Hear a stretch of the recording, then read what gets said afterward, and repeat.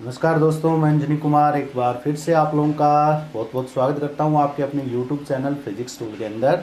और माफ़ी चाहूँगा कि थोड़ा सा काम होने की वजह से लगातार कुछ पिछले दिनों से हम डिस्टर्ब चल रहे हैं। लगातार वीडियो आप लोगों के लिए मैं नहीं बना पा रहा हूं, लेकिन मैंने आपसे ये भी कहा था कि जैसे भी समय मिलेगा, जैसे भी अपने टाइम निकाल कर आप लोगों के लिए अच्छी तरीके से वीडियो बनाने की पूरी तरीके से हम कोशिश करेंगे ताकि आपको इसका फ़ायदा हो। बस आप लगातार जुड़े रहिए और चैनल को शेयर ज़रूर कीजिए, ठीक है। चैनल को ज़्यादा से ज़्यादा शेयर करना आप लोगों को और सब्सक्राइब ज़रूर करवाना है, ठीक है। आज हम स्टार्ट कर रहे हैं अपना छठा चैप्टर है जिसका नाम है विद्युत परिपथ, ठीक है। बहुत सारे बच्चे पूछते हैं कि सर न्यूमेरिकल कब करवा रहे हो, तो मैं बच्चों आप लोगों को साथ साथ न्यूमेरिकल कुछ करवाते आ रहा हूँ लगातार, जैसा मैंने संभव को प्रयास किया है। लेकिन डिटेल से जब न्यूमेरिकल की बात आती है तो हम उसके लिए हम आगे अलग से जब रिवीजन पार्ट में आएंगे तब आप लोगों को मैं ये काम करवाऊंगा। बस आप उस चीज़ की चिंता छोड़ दीजिए, आप लगातार इसको फॉलो करते रहिए और सिलेबस का पूरा फ़ायदा उठाइए, ठीक है। जितना ज़्यादा हम सिलेबस कवर कर लेते हैं उसके बाद न्यूमेरिकल हो जाएंगे, आराम से आप कर सकते हो। और आपको बस चैनल शेयर ज़रूर करना है, ठीक है। आप सहयोग करते रहिए, लगातार जुड़े रहिए और लगातार वीडियो देखें, ठीक है। आपका ही फ़ायदा है इसके अंदर और इससे हमारा उत्साह बना रहेगा और अच्छे से अच्छा काम हम मिलकर करेंगे, ठीक है। देखिए छठा चैप्टर है विद्युत परिपथ। पांचवा चैप्टर पढ़ा था हमने जिसका नाम था विद्युत धारा। धारा के बारे में पढ़ा, विभवांतर के बारे में पढ़ा, ठीक है। धारा के बारे में भी पढ़ा हमने इससे पहले, विभवांतर के बारे में भी पढ़ा हमने इससे पहले, ठीक है, इनसे पहले वाले चैप्टर के अंदर। और इनसे जुड़ा हुआ हमने ओम का नियम भी पढ़ा है, ठीक है। ओम का नियम पढ़ा है।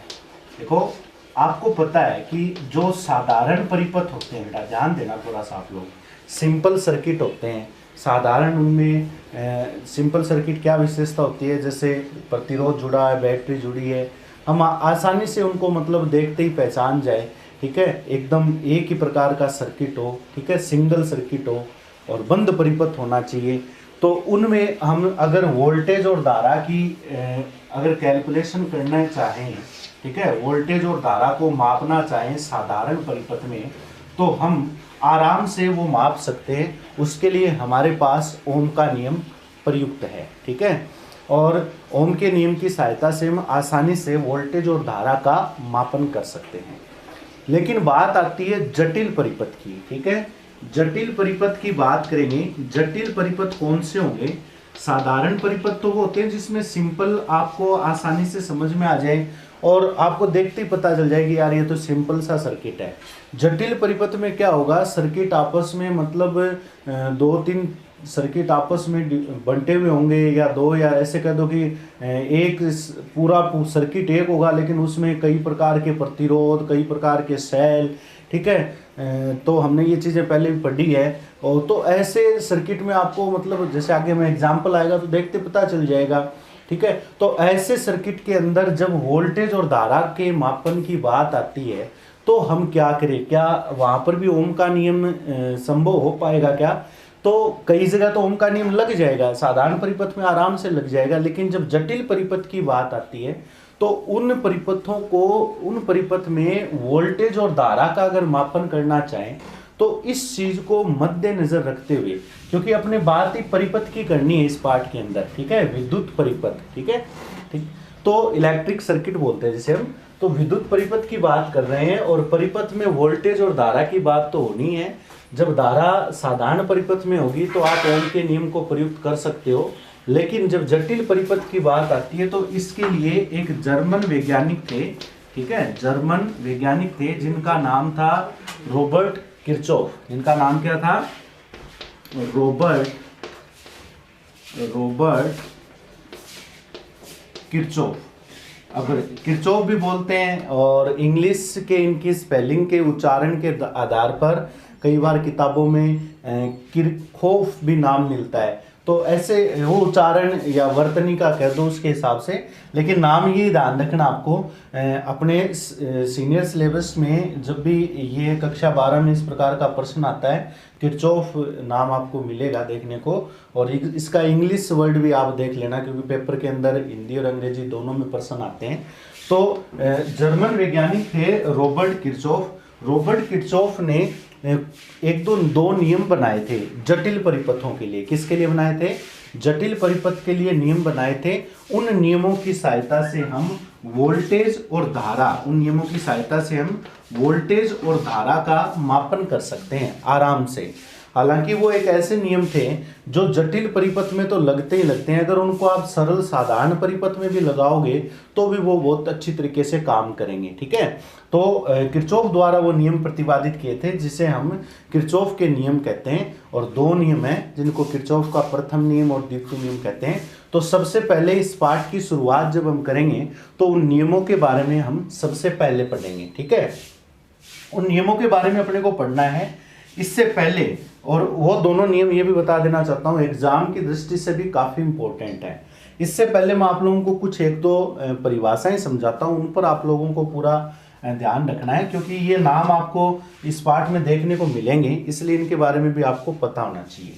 देखो बच्चों, एक नाम आपको मिलेगा लूप या पास। ये नाम देखने को मिलेगा कि लूप क्या होता है या पास क्या होता है। ठीक है, फिर एक नाम आपको मिलेगा शाखाएं। ठीक है, ब्रांचेस जिसे हम बोलते हैं, शाखाएं क्या होती हैं ये नाम देखने को मिलेगा। और एक नाम आपको देखने को मिलेगा जिसको मैं संधि बिंदु नाम कहूंगा। ठीक है, जंक्शन पॉइंट जिसे हम बोलते हैं। इस प्रकार आपको एक दो ये नाम देखने को मिलेंगे। ये क्या क्या चीज होती है इन पर पहले आप लोगों को थोड़ा सा ध्यान देना है। ये जो भी नाम है ये विद्युत परिपथ के हिस्से हैं। ठीक है, इनको आपको समझना आखिर क्या कैसे इनको परिभाषित करें।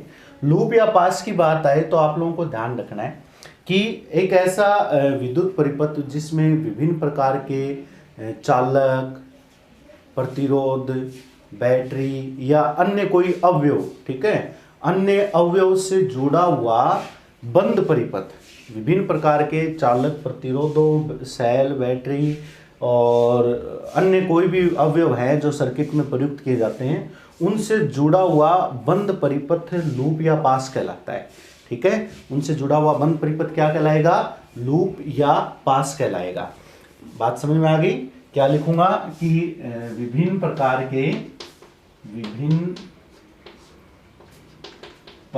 के अवयवों, चालकों,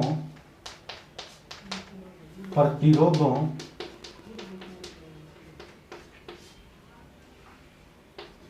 आदि से मिलकर बना हुआ बंद परिपथ। देखो धारा की बात आएगी तो धारा हमेशा कहाँ प्रवाहित होगी? बंद परिपथ में, ये ध्यान रखना है। आदि से मिलकर बना हुआ बंद परिपथ पूरा, चाहे कैसे भी वो क्लोज होना चाहिए, उसे हम लूप कहेंगे, लूप या पास बोलेंगे। लूप वैसे इंग्लिश वर्ड है, LOOP बोलते हैं अपने इसको, हिंदी में इसको पास कहते हैं, लेकिन वो दोनों ही शब्द आपको इनमें से कोई भी देखने को मिल सकता है। ठीक है, ये बंद परिपथ लूप या पास कहलाएगा। समझ में आ गई बात मेरी? लूप होता है ना बंद, जैसे हम बोलते हैं मैथ में यूज में लेते हैं या अपने एक दो जगह पढ़ते भी हैं, तो बंद कोई चीज होती है उसको हम लूप नाम दे सकते हैं। फिर शाखाएं की बात करें, शाखा क्या होती है? शाखा जो लूप आपको मिलेंगे, ठीक है, उन लूप के अंदर जो बंद परिपथ होगा, बंद परिपथ तो होना ही होना है, उस लूप का एक वो हिस्सा कह दो या बंद परिपथ का वो हिस्सा कह दो जिसमें धारा का मान नियत रहता है,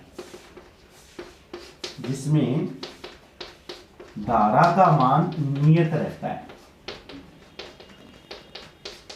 ठीक है, समझना आप लोग, जिसमें धारा का मान क्या रहता है? नियत रहता है। किसी भी बंद परिपथ का वो हिस्सा जिसमें धारा का मान, ठीक है, कोई भी आपको जाल मिलेगा सर्किट का, ठीक है, और उसमें वो हिस्सा जिसमें धारा आपको ऐसा लगे कि यार इस टुकड़े में इस जगह पर या इस परिपथ के इस हिस्से में धारा का मान नियत बना रहता है तो उसे हम शाखा कहेंगे, जिसे हम ब्रांच बोलते हैं।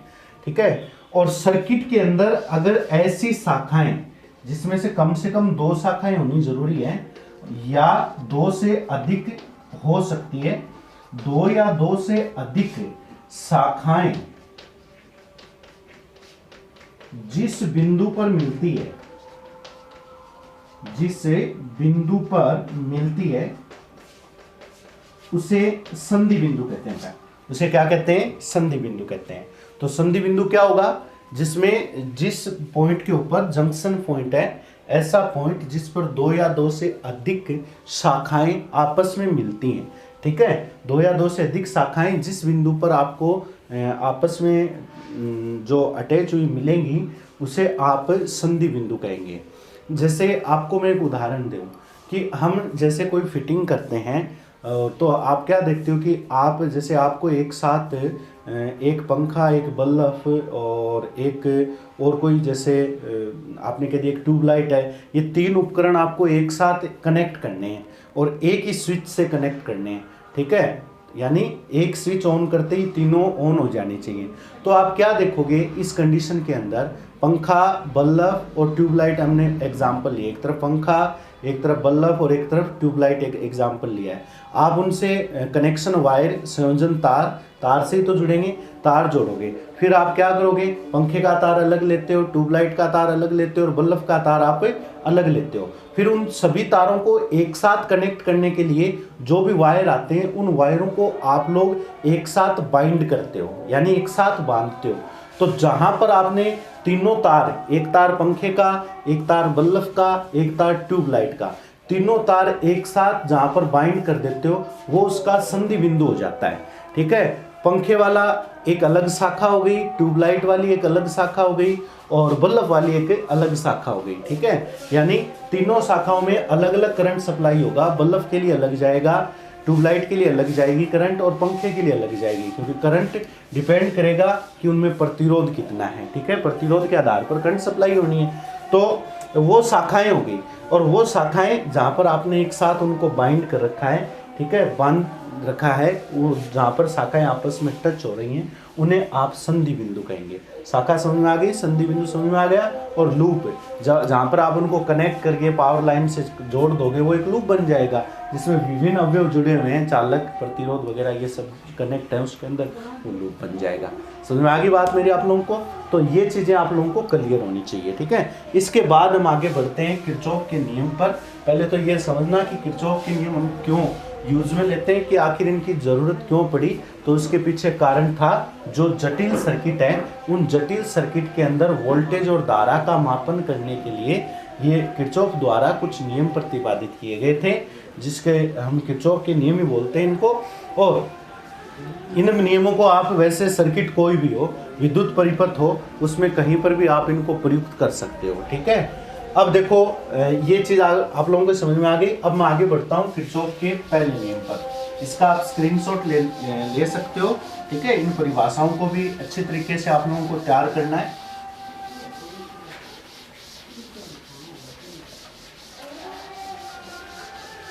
अब मैं पहले नियम की बात करता हूँ, आप लोगों को साथ साथ क्लियर करते रहना है। पहले तो इन दोनों नियमों को मैं अलग अलग समझाऊंगा, उसके बाद आप लोगों को इन दोनों नियमों में अंतर भी स्पष्ट करने हैं, क्योंकि एग्जाम में ये पूछे जाते हैं। तो बेटा मैं पहला नियम लिख रहा हूँ, पहली मेरी हेडिंग है पहला किरचॉफ का प्रथम नियम। किरचॉफ का प्रथम नियम किसके लिए लागू होता है? ये विद्युत परिपथों के लिए। किसके लिए लागू होता है? विद्युत परिपथ के लिए लागू होता है किरचॉफ का प्रथम नियम। ठीक है। इसका एक नाम और भी है, इसे धाराओं का नियम भी कहते हैं। ध्यान रखना, ये जो मैं नाम लिखा रहा हूं, क्या कहोगे इसे? धाराओं का नियम भी कहेंगे। ठीक है। इसका एक नाम और भी है, इसे संधि नियम भी कहते हैं। क्या कहते हो इसे? क्या कहते हो? इसे संधि नियम भी कहते हैं। तो किरचॉफ के प्रथम नियम के 3 नाम हो गए। वैसे अमूमन अपने को यही नाम देखने को मिलता है, लेकिन अगर इनमें से भी कोई नाम अगर आ जाए तो ये मत सोचना कि ये कहाँ से आ गया, ये कोई बड़ी बात नहीं है, ठीक है। इनमें से भी आप लोगों को नाम देखने को आसानी से मिल सकता है, ठीक है। किरचॉफ का धाराओं का नियम बताओ या किरचॉफ का संधि नियम लिखो, समझ गए बात मेरी। तो ये ऐसा क्वेश्चन आया भी है, किरचॉफ का संधि नियम किस सिद्धांत पर आधारित है, तो ये चीज आप लोगों को भी क्लियर करनी है, ठीक है।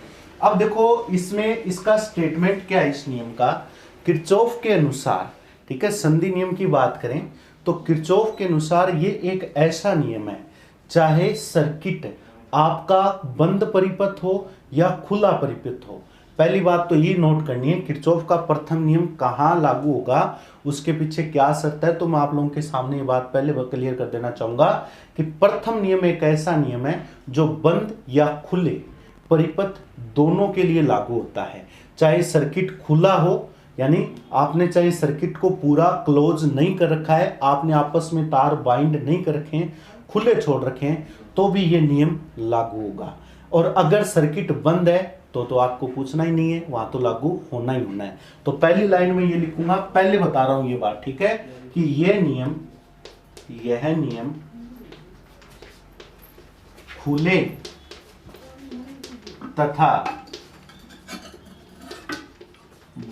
खुले तथा बंद परिपथ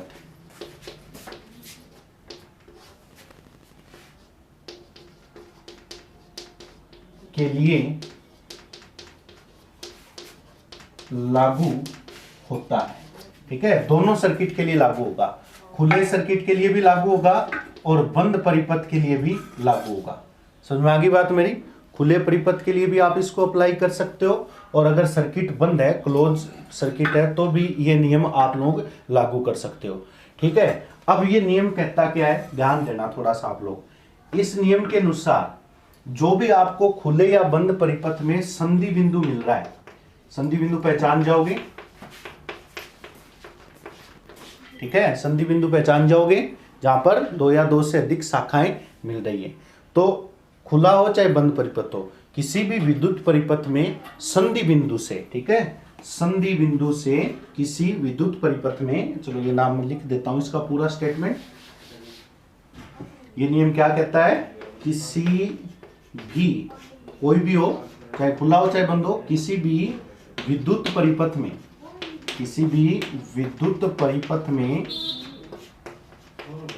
संधि बिंदु से, कौन से बिंदु से, ये ध्यान देना आप लोग, संधि बिंदु से गुजरने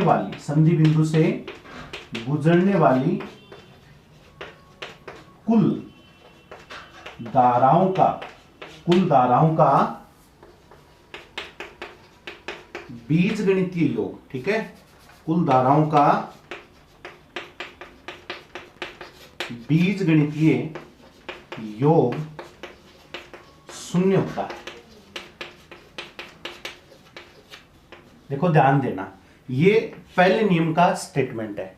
संधि बिंदु चाहे बंद परिपथ हो चाहे खुला परिपथ हो, संधि बिंदु से जितने भी धाराएं गुजर रही हैं उन धाराओं का बीजगणितीय योग, बीजगणितीय योग का मतलब ये हो जाता है कि जो कुछ धाराएं ऐसी होगी जो संधि बिंदु की ओर आएंगी, कुछ धाराएं ऐसी होगी जो संधि बिंदु से दूर जाएंगी, ठीक है। उन सभी धाराओं का बीजगणितीय योग आप लोगों को लेना है, और इस बीजगणितीय योग का जो मान होगा समेशन आई, वो 0 होगा, ठीक है। ये संधि बिंदु नियम कहलाता, संधि नियम कहलाता है, और धाराओं के लिए इसलिए इसको धाराओं का नियम भी हम कहते हैं।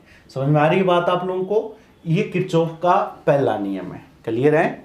संधि बिंदु से गुजरने वाली कुल धाराओं का बीजीय योग क्या होगा, 0 होगा। बीजीय योग क्यों कहा जाता है, इसके पीछे कारण क्या है, उसके पीछे कारण है, इसमें एक चिन्ह परिपाटी काम में ली जाती है, ठीक है। बीजीय योग जहां पर भी नाम आता है ना, वहाँ मैं अगर गणित के हिसाब से बताऊं तो बीजीय योग का मतलब ये लिया जाता है गणित के अंदर कि जितने भी प्लस वैल्यू उनको एक तरफ जोड़ लो, माइनस वैल्यू उनको एक तरफ जोड़ लो। ऐसा नहीं है कि प्लस माइनस को हमने ध्यान ही नहीं दिया, नहीं, आपको प्लस माइनस को एक एक तरफ करके फिर लास्ट में आपको ओवरऑल रिजल्ट निकालना होता है, ठीक है। तो बीजीय योग धाराओं का क्या होगा, 0 होगा। समझ में आ गई बात मेरी। अब जैसे मैं आप लोगों को एक एग्जाम्पल दूँ, सपोज करो कि जैसे ये एक शाखा है, इस शाखा में करंट सप्लाई हो रही है I1, ठीक है, और ये जंक्शन बिंदु है संधि बिंदु, इसमें एक शाखा और जुड़ी हुई है जिससे करंट जा रहा है I2, एक शाखा और जुड़ी हुई है जिससे करंट जा रहा है I3, एक शाखा और जुड़ी हुई है जिससे करंट जा रहा है I4, एक शाखा और जुड़ी हुई है जिसमें करंट आ रहा है I5, एक शाखा और जुड़ी हुई है जिसमें करंट आ रहा है I6, ठीक है। इस प्रकार मैंने एक काल्पनिक एग्जाम्पल ले लिया। ये सभी शाखाएं इस बिंदु से होकर गुजर रही है, इसलिए इसको मैं जंक्शन बिंदु कहूंगा, संधि बिंदु। ये पहली शाखा निकल जाएगी ऐसे, ये दूसरी, ये तीसरी, ये चौथी, ये पांचवी, छठी, इस प्रकार आप तो देखो इसमें जितनी भी धाराएं जा रही है ना, इन सब का आपको बीजगणितीय योग लेना है। बीजगणितीय योग का मतलब मैं मोटे रूप में या मेरे हिसाब से बताऊं तो आप इतना याद रखना कि आपको ये काउंट करना है खाली कि इस पर टोटल धाराएं कितनी आ रही है, वो नोट करो। फिर ये देखो इससे टोटल धाराएं कितनी जा रही है, देखो कुछ धाराएं तो इस पर आ रही है, ठीक है, और फिर कुछ धाराएं इससे बाहर जा रही है। समझ में आ रही बात मेरी? कुछ धाराएं तो संधि बिंदु की ओर आ रही है और कुछ इससे बाहर जा रही है। तो आपको करना क्या है, आने वाली धाराएं जोड़ लो और जाने वाली धाराएं जोड़ लो, ठीक है, उनका बीजीय योग करना है और वो योग आपको शून्य के वो योग जो है वो शून्य होगा। ये किरचॉफ का पहला नियम है, समझ गए। इसको दूसरे शब्दों में ये भी कह सकते हैं, अन्य शब्दों में इसी नियम का दूसरा अगर रूप लिखें तो ऐसे लिख सकते हो कि संधि बिंदु से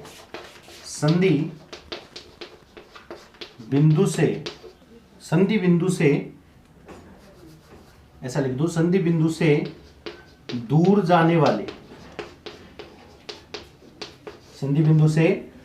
जाने वाली तथा पास आने वाली, संधि बिंदु के पास आने वाली, संधि बिंदु से दूर जाने वाली तथा संधि बिंदु के पास आने वाली धाराओं का बीजीय योग, बीजगणितीय योग शून्य होता है, ठीक है। बीजगणितीय योग क्या होता है? शून्य होता है। ये भी इसका एक नियम है कि टोटल धाराएं जो इसको पास आ रही है या इससे दूर जा रही है, इन सब का बीजगणितीय योग क्या होगा? शून्य होगा। इसके अलावा आप इसका जब बीजगणितीय योग निकालोगे तो इसके लिए आप लोगों को एक चिन्ह परिपाटी यूज में लेनी पड़ती है।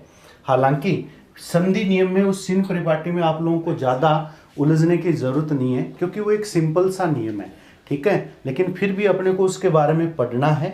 उस चिन्ह परिपाटी को जब आप सोल्व करोगे, चिन्ह परिपाटी के अनुसार जब इसको सरल करके लाओगे, तब भी आप लोगों को एक अच्छा मतलब इसमें देखने को मिलेगा इस नियम का, तो एक रूप और देखने को मिलेगा। तो मैं इस नियम के अनुसार इसका स्टेटमेंट लिखूं तो ये हो जाएगा समेशन आई पास आने वाली, यहां लिख देता हूं, यानी पास आने वाली धाराओं का योग प्लस समेशन आई दूर जाने वाली धारा, ठीक है, इन दोनों का योग क्या होगा? 0 होगा। समझ में आ रही बात मेरी? अब क्या किया जाता है उस चिन्ह परिपाटी के अंदर, उसमें एक स्पेशली एक नियम बना लिया जाता है।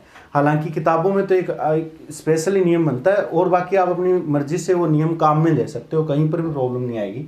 नियम क्या होता है कि जैसे संधि बिंदु की ओर पास जो धारा आती है, ठीक है, संधि बिंदु के पास आने वाली धाराओं को आप धनात्मक मान लो और दूर जाने वाली धाराओं को ऋणात्मक ले सकते हो, ठीक है। ये आप चाहो तो इसका उल्टा मान सकते हो। क्या?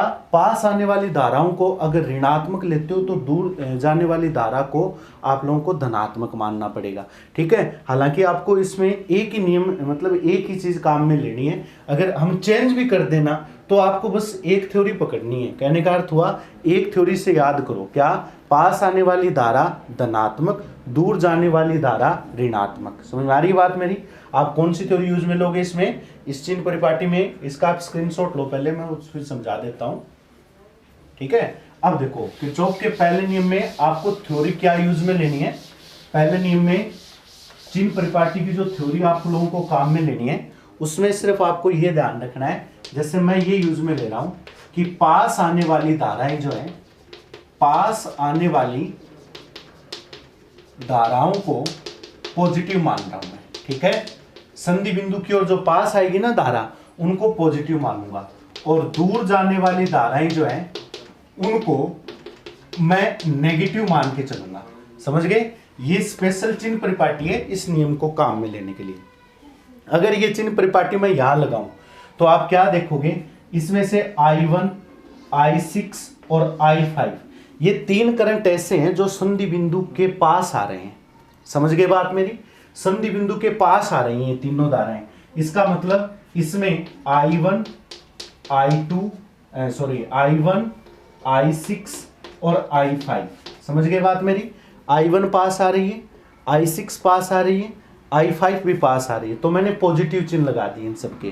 तो पास आने वाली धाराओं का मतलब पॉजिटिव योग हो गया। और दूर जाने वाली, इससे दूर जा रही है, I2 दूर जा रही है, I3 दूर जा रही है, I4 दूर जा रही है, उनको नेगेटिव लिख दो। -I2, -I3 और माइनस का I4। समझ में आ गई बात मेरी? तो ये तो हो गया पास आने वाली धाराओं का योग और ये हो गया दूर जाने वाली धाराओं का योग। ये योग हो चुका है, लेकिन ये दूर जाने वाली धाराएं माइनस में आ गई। अब ये मान अगर इस समीकरण में लिखें तो क्या आएगा? पास आने वाली धाराएं I1, I6, पहले I5 लिख दूं क्रम से, I6, ये तो आ गई पास आने वाली धाराएं। ठीक है, फिर प्लस का चिन्ह, ये लो प्लस का चिन्ह। दूर जाने वाली धाराएं -I2, -I3, -I4 बराबर में कितना? 0। तो I1 plus I5 plus I6, आप इसको ऐसे भी लिख सकते हो, ये पद इधर ट्रांसफर करोगे क्योंकि ये माइनस कॉमन आएगा तो ये माइनस का बन जाएगा, इधर आते ये बन जाएगा I2, I3, I4। तो क्या रिजल्ट निकला? इससे रिजल्ट ये निकला कि ये धाराओं का योग है तो ये भी धाराओं का योग है। ये धाराएं पास आने वाली है और ये धारा दूर जाने वाली है। तो इसका एक रूप ये भी बन गया कि संधि बिंदु के पास आने वाली धाराओं का बीजीय योग संधि बिंदु से दूर जाने वाली धाराओं के बीजीय योग के बराबर होता है। इस प्रकार आपको ये चिन्ह परिपाटी यूज में लेकर इस संधि नियम को जटिल परिपथ, चाहे वो खुला हो चाहे बंद हो, उसमें आपको अप्लाई करना है। तो आज के इस वीडियो में इतना ही। ध्यान से इस वीडियो को देखना अच्छी तरीके से और क्लियर करने की कोशिश करना, क्योंकि आगे के जो ये छठा चैप्टर विशेष करके ये पूरा इन नियमों पर टिका हुआ है और बहुत बार परीक्षा में भी ये पूछा जाता है। तो इस पर पूर्ण तरीके से आप लोगों को कमांड बनानी है इस टॉपिक के ऊपर। इसके लिए आपको वीडियो बार बार देखना पड़ेगा। ठीक है, एक बार नहीं समझ आता है तो दोबारा जरूर देखना और चैनल को शेयर करो आप लोग ज़्यादा से ज़्यादा और सब्सक्राइब भी जरूर करवाओ और लगातार वीडियो देखो। नेक्स्ट वीडियो में फिर मिलेंगे, तब तक के लिए धन्यवाद।